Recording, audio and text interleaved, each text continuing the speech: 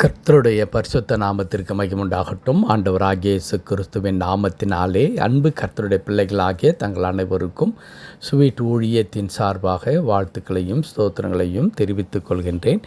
ஏசாயா தீர்க்கதரிசியின் புத்தகம் 41 அதிகாரம் 13வது வசனம். ஏசாயா 41 அதிகாரம் வசனம் 13. உன் தேவனாயிருக்கிற கர்த்தராகிய நான் உன் வலது கையை பிடித்து பயப்படாதே, நான் உனக்கு துணை நிற்கிறேன் என்று சொல்லுகிறேன். உன் தேவனாயிருக்கிற கர்த்தராகிய நான் உன் வலது கையை பிடித்து பயப்படாதே, நான் உனக்கு துணை நிற்கிறேன் என்று சொல்லுகிறேன். என் அன்பு கடவுளுடைய பிள்ளைகளே, பல நேரங்கள் எல்லாராலும் கைவிடப்பட்டதான ஒரு சூழ்நிலைக்குள்ளாக நாம் தள்ளப்படுகின்றோம். பல நேரங்களிலே நாம் நினைப்பது என்னவென்றால், இவர்களெல்லாம் எனக்கு இருக்கின்றார்கள், ஆகவே நான் எதை குறித்து நான் கவலைப்பட மாட்டேன். எனக்கு ஒன்று என்றால் என்னை நான் தாங்கிக் கொள்வதற்கு இத்தனை பேர் இருக்கின்றார்கள், ஆகவே நான் கவலைப்பட மாட்டேன் என்று சொல்லுவதை நாம் வழக்கத்தில் கொண்டிருக்கின்றோம். ஆனால் அதே நேரத்தில் திடீரென்று நமக்கு உதவி தேவையான நேரத்தில், அல்லது நமக்கு எப்பொழுது அவர்களுடைய அரவணைப்பும் அவர்களுடைய பாதுகாப்பும் நமக்கு தேவையோ அந்த நேரத்தில் அவர்களிடத்திலிருந்து எந்த விதமான ஒத்தாசையும் நமக்கு வராத பொழுது அப்படியே வாழ்க்கை என்ன செய்ய ஆரம்பிக்கிறது? சிதறிவிட்டதைப் போல நாம் நினைக்க ஆரம்பிக்கின்றோம். அன்பு கடவுளுடைய பிள்ளைகளே, ஆனால் கடவுள் என்ன சொல்லுகின்றார்? உன் வலது கையை பிடித்து, கர்த்தராகிய நான் உன் வலது கையை பிடித்து. கொஞ்சம் கற்பனை செய்து பாருங்களேன்.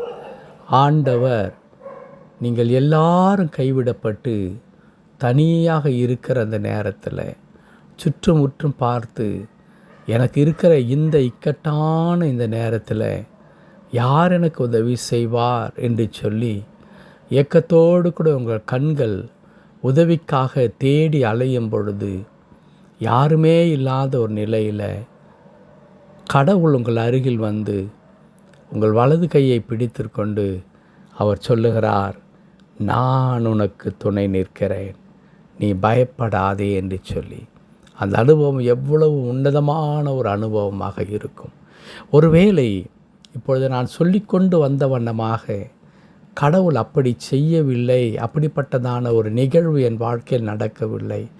அப்படி கடவுள் பிறருக்கெல்லாம் எத்தனையோ பேருக்கு தரிசனங்களை காண்பித்து தரிசனத்தில் கடவுள் பேசுகிறதாக சொல்லுகிறார்களே, அப்படிப்பட்ட அனுபவமெல்லாம் எனக்கு இல்லை.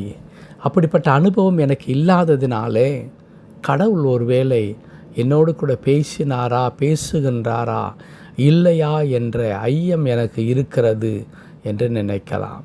என் அன்பு கடவுளுடைய பிள்ளைகளே, தரிசனத்தின் மூலமாய் மட்டும் தான் கடவுள் பேச வேண்டும் என்று அவசியம் இல்லவே இல்லை. நாம் உணராத, நாம் நினையாத வழிகளிலே கடவுள் நம் கூட இருந்து அவருடைய வார்த்தைகளை நிறைவேற்றி கொண்டு வருகின்றபடினால்தான் இன்றைக்கு நாம் என்ன செய்கின்றோம்? ஜீவனோடு கூட நாம் இருந்து அநேக சவால்களை தாண்டி நம்முடைய வாழ்க்கையை ஜெயிக்க முடிகின்றது. அதற்கு காரணம் என்ன? கர்த்தர் நம் கூட இருக்கிறபடினால். இவர்களுக்கு இப்படி நடந்தது, அவர்கள் சாட்சி சொன்னார்கள், அதிலே கடவுள் இப்படி பேசினதாக சொன்னார்கள். அவர்கள் வாழ்க்கையில் அவர்களுடைய பிரச்சனையை கடவுள் இன்னென்ன விதமாக தீர்த்தார் என்று சொல்லுகிறார்கள். அப்படிதான் எனக்கு செய்ய வேண்டும் என்று நாம் எதிர்பார்க்கக்கூடாது. மாறாக நமக்கென்று ஒரு உன்னதமான வழியை கடவுள் வைத்திருக்கிறார். அந்த வழி அவர்கள் வாழ்க்கையை காட்டிலும் மேன்மை நிறைந்ததாக இருக்கிறது.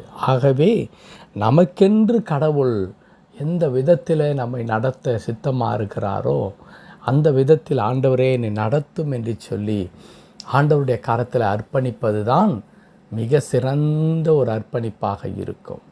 இங்கே ஆண்டவர் சொல்லுகிறார், உன் வலது கையை பிடித்து நீ பயப்படாதே, உனக்கு துணை நிற்கிறேன் என்று சொல்லுகிறார். துணை இல்லாமல் இனி எங்கள் வாழ்க்கையை நாங்கள் எப்படி நடத்தப் போகிறோம்? துணை இல்லாமல் எங்களுடைய வாழ்க்கையிலே நாங்கள் எதையும் இனிமேல் பெற்றுக்கொள்ள முடியாதே, செய்ய முடியாதே என்று நினைக்கும் பொழுது நீங்களும் நானும் எதிர்பார்த்த துணைகள் இல்லாமற் போனாலும் கடவுள் நமக்கு துணையாக நிற்கிறார். அதுவும் எப்படி நிற்கின்றார்? நம்முடைய வலது கையை பிடித்து கொண்டு அவர் நம்மை பார்த்து சொல்லுகிறார், நீ பயப்படாதே, உனக்கு துணை நிற்கிறேன். என் அன்பு கடவுளுடைய பிள்ளைகளே, ஆண்டவர் நமக்கு துணையாக இருக்கிறார் என்பதை நினைத்து நாம் ஆண்டவருக்கு நன்றி செலுத்துவோம். அவர் எனக்கு துணையாக இருக்கிறபடினால் இனி என் வாழ்க்கை தனிமையிலே தள்ளப்பட்டு விட்டது, நான் என் வாழ்க்கையை இழந்து நிற்கின்றே, இப்படிப்பட்டதான வார்த்தைகள் நம்முடைய வாயிலிருந்து வரவே கூடாது. நான் பலவீனன் அல்ல என்று கடவுள் எப்படி சொன்னாரோ அதே வண்ணமாய் கடவுள் சொல்லுகின்றார், நான் தனிமையானவன் அல்ல. ஏனென்றால் என்னுடைய ஆண்டவர் என் வலது கரத்தை பிடித்து கொண்டு அவர் என்னை பார்த்து சொல்லுகிறார், நீ பயப்படாதே, நான் உன்னுடனே இருக்கிறேன், உனக்கு துணையாக இருக்கிறேன் என்று சொல்லுகிறார். ஆகவே என் அன்பு கடவுளுடைய பிள்ளைகளே, உங்கள் வாழ்க்கையில் உங்களை தொடர்ந்து நடத்துவதற்கு ஆண்டவர் உங்களுக்கு துணையாக இருக்கிறார். அவருடைய கரத்திலே உங்களுடைய வலது கரம் இருக்கிறது. அவர் உங்களை கைவிட மாட்டார். சொன்னதை செய்யும் அளவும் அவர் உங்களை விட்டு தூரம் போகவே மாட்டார். ஜெபிக்கலாமா? கிருபை நிறைந்த நல்ல ஆண்டவரே, உமக்கு நன்றி செலுத்துகிறோம். நாங்கள் துதிக்கிறையா. துணை இல்லாத இந்த உலகம் அல்லது எதிர்பார்க்கிற இடங்களிலே இருந்து எங்களுக்கு ஒத்தாசைகள் வராத நேரங்களில் என் ஆண்டோருடைய கரம் எங்களோடு கூட இருந்து அதிசயமாக எங்களை நடத்தும்படிக்கு இதோ எங்கள் கரத்தை பிடித்து கொண்டு கர்த்தர், நான் உனக்கு துணை நிற்கிறேன், நீ பயப்படாதே என்று சொல்லி தருகிற அந்த மாபெரும் கிருபைக்காய் தோத்திரம். ஆண்டவரே, அனுதினமும் எங்கள் ஒவ்வொருடைய கரத்தை பிடித்து கொண்டு நீ நடத்தி கொண்டிருக்கிறீர். ஆகவே தான் எங்கள் வாழ்க்கையிலே சுகமாய் பத்திரமாக நாங்கள் எந்த சவாலையும் தாண்டி வர முடிகிறது ஐயா. இன்றைக்கும் எங்கள் ஒவ்வொருவரோடு கூட கடவுள் அப்படி இருந்து எங்களை வழி நடத்தப் போவதற்காக நன்றி செலுத்துகிறோம். தொடர்ந்து திருக்கரத்தில் தாழ்த்தி அர்ப்பணிக்கிறோம். எங்களை பொறுப்படுத்திக் கொள்ளும். மீட்பர் நாமத்தில் ஜெபிக்கிறோம் எங்கள் நல்ல பிதாவே. ஆமென், ஆமென்.